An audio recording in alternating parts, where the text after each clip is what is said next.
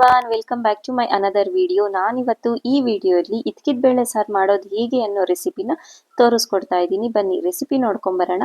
ನಾನಿಲ್ಲಿ ಮಸಾಲೆಗೆ 1.5 ಅಷ್ಟು ಈರುಳ್ಳಿ, 1 ಟೊಮ್ಯಾಟೊ, ಅರ್ಧ ಗಡ್ಡೆಯಷ್ಟು ಬೆಳ್ಳುಳ್ಳಿ, ಸ್ವಲ್ಪ ಶುಂಠಿ, ಚಕ್ಕೆ, ಲವಂಗ ಹಾಗೂ ಕರಿಬೇವಿನ ಸೊಪ್ಪು, ಸ್ವಲ್ಪ ಗಸಗಸೆ ತಗೊಂಡಿದ್ದೆ.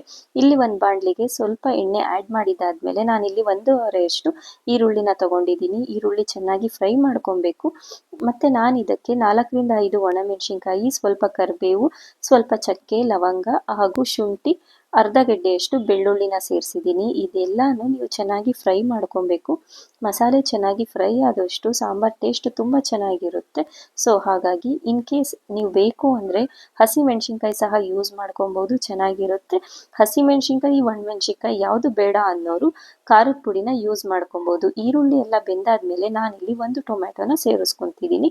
ಟೊಮ್ಯಾಟೊನು ಅಷ್ಟೇ ನೀವು ಚೆನ್ನಾಗಿ ಫ್ರೈ ಮಾಡಬೇಕು, ಅದು ಸಿಪ್ಪೆ ಬಿಡುವಷ್ಟು ಚೆನ್ನಾಗಿ ಬೇಯಬೇಕು. ಇದು ಚೆನ್ನಾಗಿ ನೋಡಿ, ಈ ಥರ ಟೊಮ್ಯಾಟೊ ಎಲ್ಲ ಚೆನ್ನಾಗಿ ಬೆಂದಿದೆ, ಸಿಪ್ಪೆ ಸಹ ಬಿಟ್ಟಿದೆ. ಇದೆಲ್ಲ ಚೆನ್ನಾಗಿ ಬೆಂದಾದ್ಮೇಲೆ ನಾನು ಇದಕ್ಕೆ ಸ್ವಲ್ಪ ಪುದೀನ, ಸ್ವಲ್ಪ ಕೊತ್ತಂಬರಿ ಸೊಪ್ಪು ಹಾಗೂ ಕಡಲೆಪಪ್ಪು ಹಾಕಿದ್ದೀನಿ.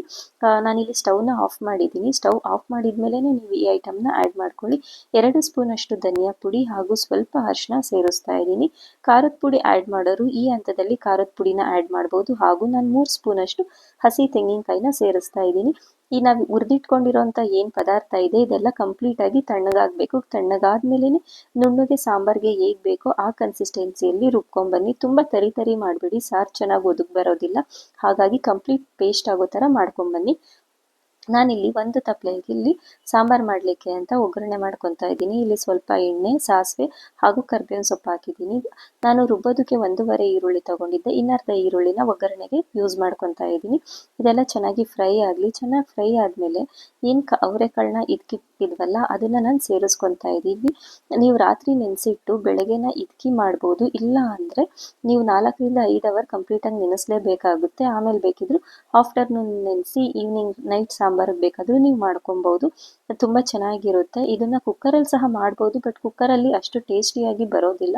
ಸೊ ಹಾಗಾಗಿ ಈ ಥರ ಓಪನ್ ತಪ್ಪಲೆಯಲ್ಲೇ ಮಾಡ್ಕೊಳ್ಳಿ, ಬೇಗನೂ ಆಗುತ್ತೆ. ಮತ್ತು ನಾನು ಇದಕ್ಕೆ 1 ಬದನೆಕಾಯಿ ಹಾಗೂ ಅರ್ಧ ಆಲೂಗಡ್ಡೆನ ಸೇರಿಸಿದ್ದೀನಿ.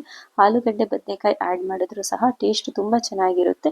2 ಸ್ಪೂನ್ ಅಷ್ಟು ಕಲ್ಲುಪ್ಪನ್ನ ಸೇರಿಸ್ತಾ ಇದ್ದೀನಿ. ನೀವು ಕುಕ್ಕರಲ್ಲಿ ಮಾಡಿದ್ರೆ ಏನಾಗುತ್ತೆ ಗೊತ್ತಾ, ಸೇಮ್ ಇದೇ ಮೆಥಡೇ ಫಾಲೋ ಮಾಡ್ಬೋದು, ಬಟ್ ಕುಕ್ಕರಲ್ಲಿ ಬೇಗ ಬೇಳೆ ಫುಲ್ ಕಂಪ್ಲೀಟಾಗಿ ಕರ್ದಂಗೆ ಆಗಿಬಿಡುತ್ತೆ, ಅದಷ್ಟು ಟೇಸ್ಟ್ ಇರೋದಿಲ್ಲ. ಹಾಗಾಗಿ ಸಾಂಬಾರಿಗೆ ಎಷ್ಟು ನೀರು ಬೇಕು ಅನ್ನೋದನ್ನು ನೀವು ನೋಡಿಕೊಂಡು ಬಿಸಿನೀರನ್ನ ನಾನಿಲ್ಲಿ ಆ್ಯಡ್ ಮಾಡಿದ್ದೀನಿ. ನೀವು ಬೇಕಿದ್ರೆ ತಣ್ಣೀರು ಸಹ ಆ್ಯಡ್ ಮಾಡ್ಬೋದು, ಬಟ್ ಬಿಸಿನೀರು ಯಾಕೆ ಆ್ಯಡ್ ಮಾಡಿದೆ ಅಂದರೆ ಬೇಗ ಬೇಯುತ್ತೆ. ತಣ್ಣೀರಾದರೆ ಸ್ವಲ್ಪ ಎಕ್ಸ್ಟ್ರಾ ಟೈಮ್ ತೊಗೊಳುತ್ತೆ ಅಂತ. ನೋಡಿ, ನಾನು ಆಗಲೇ ಏನು ಮಸಾಲೆ ಪದಾರ್ಥಗಳು ತೋರಿಸಿದ್ನಲ್ಲ ಅದನ್ನೆಲ್ಲ ಕಂಪ್ಲೀಟಾಗಿ ರುಬ್ಬಿದ್ದೀನಿ. ಆದಷ್ಟು ಸ್ವಲ್ಪ ನುಣ್ಣಗೆ ರುಬ್ಬಿ, ಇಲ್ಲಾಂದರೆ ಅದು ಸಾರು ಅಷ್ಟು ಚೆನ್ನಾಗಿ ಒದಗಿ ಬರೋದಿಲ್ಲ, ಟೇಸ್ಟ್ ಸಹ ಇರೋದಿಲ್ಲ. ಹಾಗಾಗಿ ನೀವು ಸಾರು ಕನ್ಸಿಸ್ಟೆನ್ಸಿ ನೋಡಿಕೊಂಡು ನೀರನ್ನ ಆ್ಯಡ್ ಮಾಡ್ಬೋದು. ಯಾಕಂದರೆ ಇದು ಸ್ವಲ್ಪ ಹೊತ್ತಾದಮೇಲೆ ಸ್ವಲ್ಪ ಗಟ್ಟಿಯಾಗುತ್ತೆ. ಈ ಸಾಂಬಾರು ಮುದ್ದೆಗೆ, ಅನ್ನಕ್ಕೆ, ಚಪಾತಿ, ದೋಸೆಗೆಲ್ಲ ತುಂಬ ಚೆನ್ನಾಗಿರುತ್ತೆ. ಒಳ್ಳೆ ಕಾಂಬಿನೇಷನ್ ಅಂತಲೇ ಹೇಳ್ಬೋದು. ನೀವು ಮುದ್ದೆಗೆ ಮಾಡೋ ಹಾಗಿದ್ರೆ ಸ್ವಲ್ಪ ತೆಳ್ಳಗೆ ಮಾಡಿ, ಇಲ್ಲ ನಾನು ದೋಸೆಗೆ, ಚಪಾತಿಗೆ ಮಾಡ್ತೀನಿ ಅನ್ನೋದಾದರೆ ನೀರನ್ನ ಸ್ವಲ್ಪ ಕಮ್ಮಿ ಹಾಕಿ. ನಾನಿಲ್ಲಿ ಮುದ್ದೆಗೆ ಮಾಡ್ತಿದ್ದೆ, ಹಾಗಾಗಿ ಸ್ವಲ್ಪ ನೀರನ್ನ ಹೆಚ್ಚಾಗೆ ಹಾಕಿದ್ದೀನಿ. ಇದು ಸ್ವಲ್ಪ ಹೊತ್ತಾದಮೇಲೆ ತಣ್ಣಗಾದ್ಮೇಲೆ ಸ್ವಲ್ಪ ಗಟ್ಟಿ ಆಗಿಬಿಡುತ್ತೆ. ಹಾಗಾಗಿ ನೀರನ್ನ ನೋಡಿಕೊಂಡು ಆ್ಯಡ್ ಮಾಡಿ. ಈ ಕಡೆ ಒಂದು ಕಡೆ ಆಲ್ಮೋಸ್ಟ್ ಸಾಂಬಾರು ಆಗಿದೆ. ನಾನು ಇನ್ನೊಂದು ಕಡೆ ಮುದ್ದೆಗೆ ಸಹ ಇಟ್ಟಿದ್ದೆ, ಮುದ್ದೆನೂ ಸಹ ಅಟ್ ಈ ಟೈಮಲ್ಲಿ ಆಗ್ತಾ ಇತ್ತು. ನೋಡಿ, ಸಾಂಬಾರು ಒಂದು 10 ನಿಮಿಷ ಈ ಥರ ಬಿಟ್ಟರೆ ಸಾಕು, ಕಂಪ್ಲೀಟಾಗಿ ಬೆಂದಿರುತ್ತೆ.